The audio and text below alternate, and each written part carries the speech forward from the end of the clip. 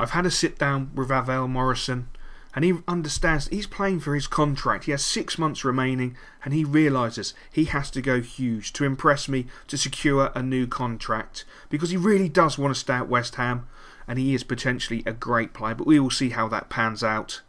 And yes, we have a home tie against Rosenborg. We're not doing particularly well in the Euro League. It's not looking good at this moment in time. We're sitting firmly bottom. We haven't won a game. 1 win, 2 losses. -6. 1 point is just not acceptable. We need a decent performance against Rosenborg in the hope that we can turn it around and secure qualification. It's going to be tough. It's going to be tough. But we're more than capable. We've put out a decent side. Gudetti and Benzier are up front. A partnership that's a little bit unproven, hasn't been tried. But the game starts and Rosenborg were all over us. A great corner, but the ball is fed out to Benzier, who has so much space, so much open ground to run to on the left-hand side. He's marauding forward. He's got plenty of space. He puts the ball into Elliot Hewitt. Elliot Hewitt has the opportunity. He's just put the ball wide. The right back of all people just slots the ball wide. What a run from Benzier. What a run from Hewitt. Some fantastic attacking football. And oh my God, we were extremely unlucky. And we picked the ball up with Rosenborg attacking down the right hand side. They feed a great ball in, but Butland stands huge and makes a very important save. Sissoko is marauding down the left hand side. He's got players to his left, players to his right. He feeds the ball into Isco. Isco cuts down the left hand side. He turns back, comes into the box. Plenty of time, plenty of space. He pulls the trigger. Oh my days. What a save from the Rosenborg keeper. And we go in at half-time with a 0-0 scoreline. But my God, we were the better side. And it looks promising as we pick the ball up with Sissoko. Sissoko knocks it into Bonipetti. Bonipetti into Benzier. Benzier cuts into the box. He shoots and it's just wide. The immense pressure is mounting on Rosenborg. Can they withstand any more? Isco knocks the ball into Filippo. Filippo caresses it forward to Gudetti. Gudetti cuts inside. Feeds it into Morrison. Morrison with tricky feet. Breaks past the defender. He's into the box. Morrison's into the box. He pulls the ball back. Gudetti makes it 1-0. 66 minutes. Gudetti scores the first goal for West Ham. A great run by Morrison. Really unselfish. Pulled the ball back and gave it to Gudetti, who had an easy goal to slot home an open net. 1-0 West Ham. And again we pick the ball up with Benzier. He moves forward. He turns. Cuts the ball inside to Gudetti. Gudetti's in the box. Oh my God. What a save from the goalkeeper. Absolutely huge save from the Rosenborg goalkeeper. Could that save be important? As Rosenborg break down the left hand side. Filippo gets the ball, but he's dispossessed. The cross comes in. And no. 87th minute. And Rosenborg equalise. The final whistle goes. West Ham United 1. Rosenborg 1. Extremely disappointing. But now I have to turn my attention to my national job and select my national side. We have a few upcoming games against Hungary and Brazil. And I need to make some very, very important changes.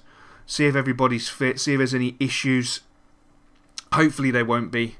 Everyone's looking fit. I'm looking forward to seeing how Benteke plays. Should be interesting to see how he plays. A fit Fellaini will be magnificent. I'd like to see how he'll play.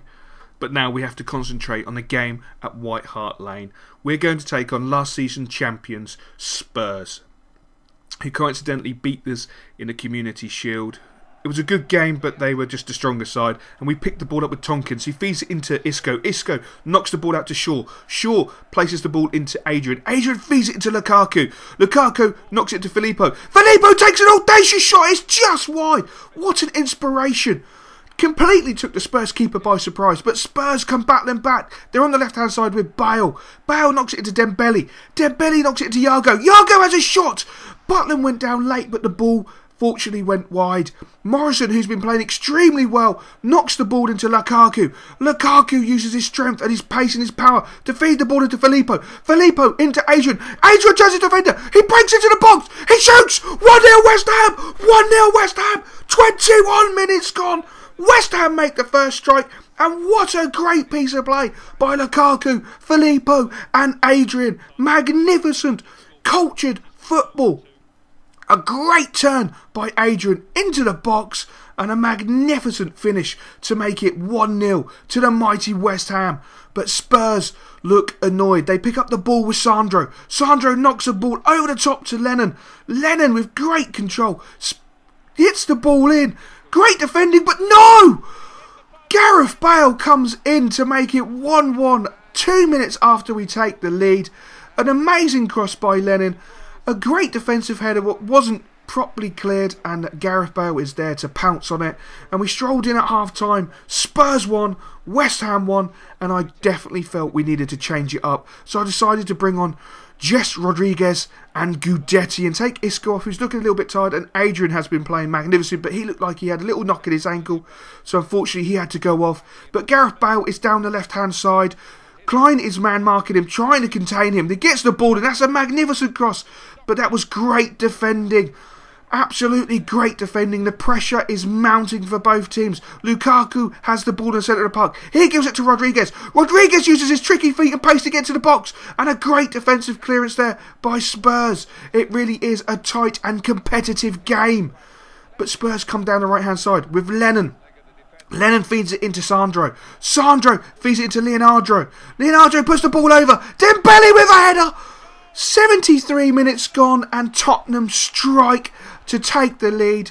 Some great incisive football. Some really great football, and West Ham are unfortunately punished. Lennon picks the ball up on the right hand side. He knocks it into Leonardo. Leonardo breaks into the box, but what a tackle by James Tompkins. But the ball comes back in via Lennon. And that is a huge save by Butland. But unfortunately the final whistle goes. Spurs 2, West Ham 1. The first Premier League loss of the season for West Ham comes to the hands of last season's champions, Spurs. What a great game. What an absolute great game. And we have an opportunity to put it all right with a game against QPR. And as you can see, Morrison really has been playing magnificently and has forced his way into the starting 11. He really is getting a good set of games under his belt, and he's playing really, really well. But look at that table. How competitive is this season's league? Anyone from 10th can really have a shout at the top 4, top 5 position. Really, really competitive league this season. It's quite scary.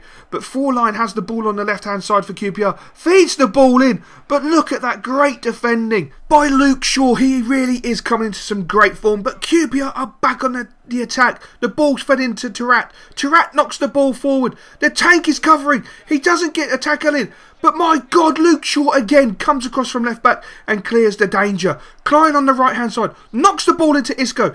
Isco feeds it into Sissoko. Sissoko, the ball falls to Morrison. Morrison turns. He has an opportunity, but he doesn't take the shot, and QPR really are defending stoutly, and we make a change at half time. We bring on Lukaku and Rodriguez, and we take off Isco and Adrian. Adrian had a slight knock in his ankle and unfortunately had to go off. Isco was just looking a little bit tired, but Shaw knocks the ball into Gudetti. Gudetti turns in the centre of the park. He knocks it into Filippo. Filippo into Lukaku. Lukaku turns. He shapes to shoot. He has a shot and it's just wide of the post.